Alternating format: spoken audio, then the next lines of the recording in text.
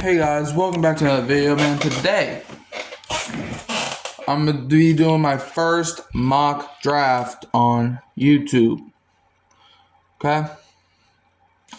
Let's get started. So first, I'm going to do a 7-round mock draft of my New Orleans Saints. And if you want me to do, if you want me to do your favorite team, let me know in the comments below. I'm going to try to do every team. So yeah, maybe one mock draft a day with every team. But I was like, you know what? Why don't I start with my Saints first? So starting off this 2025 mock draft, the New Orleans Saints have the 9th pick, where I have them selecting Mason Graham, defensive tackle out of Michigan. Mason Graham, who is 6'3", 296. And here it says Mason Graham is a well-built interior disruptor with outstanding first-step quickness and good overall athleticism. He lacks prototypical length for the position, but makes up for it with quickness, power, and instincts. As a pass rusher, Graham displays explosive first-step quickness to immediately get upfield and stretch the edges of interior offensive linemen. He is able to win the edge off the snap and shows very good ankle flexion to corner at the top of his rush and get home to the quarterback. Alright. Graham is a very loose mover for a man his size and shows outstanding body control and flexibility. However, Graham lacks prototypical length and will often play with a high pad level, which will allow offensive linemen to win the leverage battle and drive him backwards. Additionally, Graham struggles versus double teams and is not a player who can be used to coup gaps in an odd from scheme. Okay, I don't know what a QP. I don't know what that is. But anyways, so essentially, Mason Graham, right? The reason I have the Saints taking him at 9 overall is essentially I feel like he's the best defensive tackle on the board, and we need help at defensive tackle. All right, we have a good defensive tackle in Bryan Bresee. Okay, I understand that, but Bryan Bresee for some reason struggles to stop the run. Okay, and we need somebody that can stop the run. And Mason Graham can do that. He can win off the edge. He can win off the snap. Okay? Like, he's a good rusher. You know, he's a loose mover. And he's 6'3". So, he's not too big, but he's not too short. I think he's the perfect defensive tackle. And I think the Saints take him at number 9 overall. Now, okay, for the second round, the Saints have the 40th pick, and I have the New Orleans Saints selecting Tre Harris, wide receiver out of Ole Miss. Tre Harris is 6'2", 205. Tre Harris is a physically imposing wide receiver celebrated for his exceptional body control and ability to secure contested catches. After transferring from Louisiana Tech to Ole Miss, he made an immediate impact, recording 60 receptions for 1,030 yards and 7 touchdowns in the 2024 season. Harris excels in high-pointing the football, effectively using his frame to shield defenders and make difficult catches in traffic. However, his route tree remains somewhat limited, relying heavily on vertical stems, and he can round off his cuts at times, particularly on the comeback routes. Harris' combination of size, strength, and reliable hands make him a valuable asset in contested catch situations and red zone opportunities. And I think this pick is simple. The Saints need receiving help. I understand they signed Brandon Cooks. Brandon Cooks does not move the needle for me. He does. Okay. We have Chris Olave. We have Rashid Shaheed. So if you can draft Tre Harris to be your 3rd or 4th receiver, I think that would be a great pickup. Look, I watched his catch at LSU, or against LSU. I remember that catch when he had against us. So ever since then, I've been a huge Tre Harris fan. I just hope that if we take him, he's not a bust. But yeah, with the what's our pick? With the 40th pick, I have the Saints taking Tre Harris, wide receiver out of Ole Miss. Okay, now, for the 3rd round, I have the New Orleans Saints keeping somebody home, as I have them going with Braden Swinson edge out of LSU. Okay, 6'3", 255.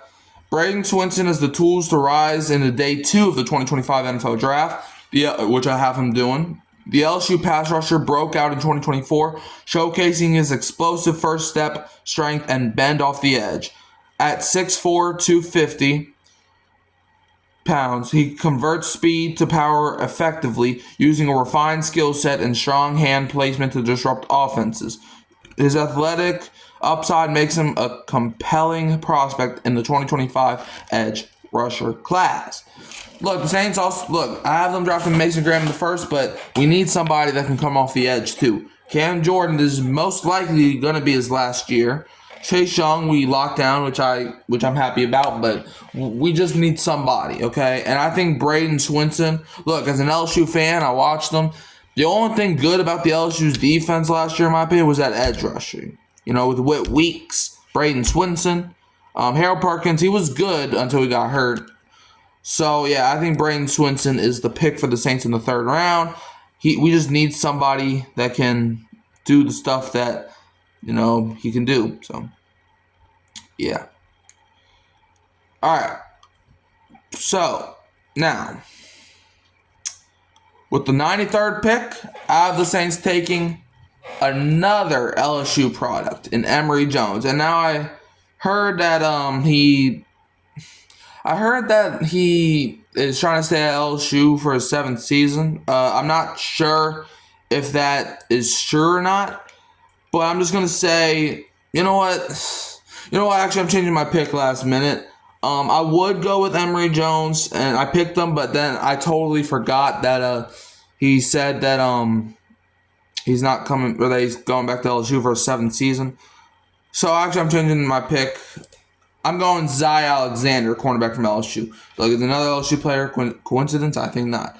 But yeah, with the 93rd pick in the draft, I have the Saints taking Zy Alexander, cornerback from LSU. 6'1", 187. Zy Alexander is a long, weary cornerback with the athleticism and fluidity to develop into a day 2 draft pick. The LSU defender shows solid movement skills and flashes upside in coverage, but refining his press technique and maximizing his length will be key to boosting his stock. With improved consistency, he has the tools to rise up draft boards. And I have us going Zy Alexander because we need cornerback depth. I know we signed Isaac Yiadom, but we lost Paulson Adebo. So now our 1 and 2 is Alontae Taylor and Kool-Aid. And I'm not saying that that's a bad 1-2, but we need somebody else. Okay, and Zy Alexander, I think, fits that role extremely well. So, yeah, I had us going with Emory Jones, but then I realized that he's going back to LSU. And I didn't just realize it till just now because, I don't know. But I'm going Zy Alexander there. Okay. All right, 4th round. Okay. Hold on, let me see real quick. All right, I'm back. So, in the 4th round, I have the New Orleans Saints trading up. Okay. I have the Saints trading up with the Green Bay Packers for pick 124 in the 4th round, where I think they go another receiver, and they were going to take Jalen Lane, wide receiver from Virginia Tech. He's 5'9", 191. And, obviously, I have them taking Trey Harris. And so I think the Saints receiving room will be deep next year. Jalen Lane is an undersized receiver who has produced mediocre numbers at the highest level of his college career. He lined up out wide at Middle Tennessee State, but has since transitioned to a full-time slot receiver at Virginia Tech. Lane is a quick twitch athlete who does a good job of creating separation off the line, but is a well below average ball winner who struggles to compete effectively in tight windows. He had contested catch rates of 20% and 16.7% in his 2 seasons at Virginia Tech. He has been a reliable target with a career drop rate under 6% and is a dangerous after-the-catch threat who can make defenders miss and create plays for the offense. So he's not the most skilled receiver, okay? But one thing he can do, he has secure hands, and the Saints need that. Okay, we need somebody that, because Chris Olave, he's our contested guy. Rashid Shaheed is our deep guy. And Brandon Cooks is our middle guy, and I have Trey Harris being our other deep guy, off the bench most of the time. He's going to be like kind of our Bub Means, but I think we're going to take Jalen Lane, and I think we're going to trade up for him. I'm not really going to disclose what we're trading for or what we're trading away because that's kind of pointless. But yeah, I have us trading with the Green Bay Packers to select Jalen Lane. Yeah, and also in the 4th round with pick 131, I was able to make the trade with Green Bay without giving up our other 4th round pick somehow. But yeah, we took in this mock draft Antoine Powell-Ryland, edge from Virginia Tech. It's just like I said about receiver. We need some depth at edge because usually in day 3, that's where you take most of your depth guys, and this is where I think we will. Antoine Powell-Ryland, 6'2", 258. Antoine Powell-Ryland, a standout Virginia Tech defensive player, has advanced his edge rushing skills with a strong 6'3", 251-pound frame and a versatile moveset. Renowned for his consistency and unpredictability, he effectively disrupts offensive lines. His technical prowess and impactful play make him a promising candidate for a late day 2 or early day 3 pick in the 2025 NFL Draft.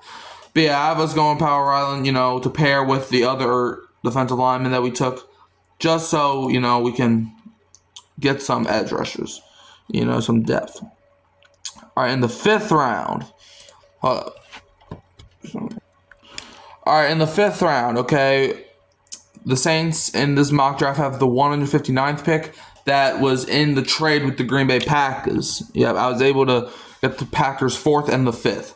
So, yeah, pick 159 from the Green Bay Packers. I have the Saints taking another LSU project. This is the 3rd LSU player I have the Saints taking. Can you tell what I'm a fan of? But yeah, I have the Saints taking Garrett Dellinger, offensive guard from LSU.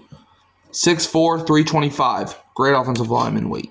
But yeah, at 6'5", 322, offensive lineman Garrett Dellinger offers a dense frame and strong anchor to project as a potential backup in the NFL. The 3-year starting left guard is a reliable presence with a good football IQ, but his heavy footwork and lack of athleticism limit his ability in the pros. Yeah, look, I don't think Garrett Dellinger is going to be a starter, but we need guard help. Okay, Nick Saldiveri and Cesar Ruiz, they are currently our starting guards, and they are not good at football.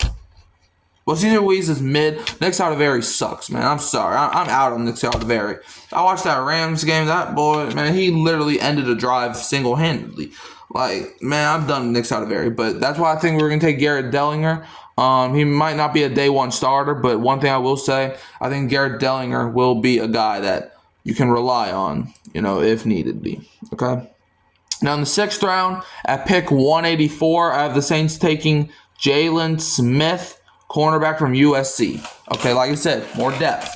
5'10", 187. Jalen Smith is a cornerback with average size and length with versatility at box safety, free safety, slot corner, and outside corner. Fluid hips with good transitions and the ability to stick with receivers in and out of breaks.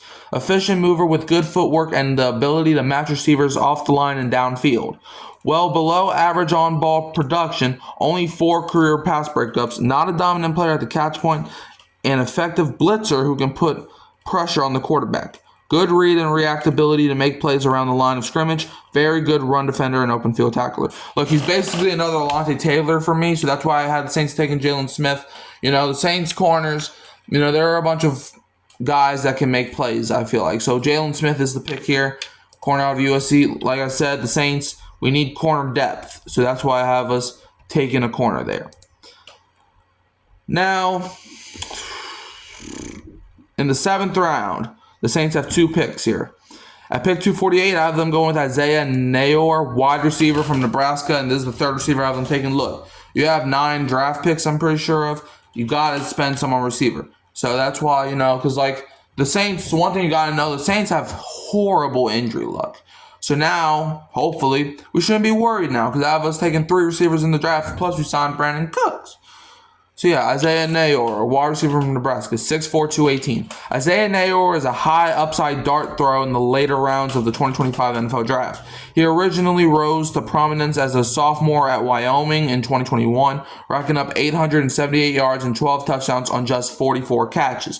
He transferred to Texas and expectations were high, but a torn ACL suffered before the 2022 campaign derailed his stint at Texas. In 2024, he transferred again, this time to Nebraska, and resurrected his career with a respectable final season. At 6'4", 218 pounds, with over 34-inch arms, Nayor is a freak athlete with 4.4 speed and elite explosion numbers.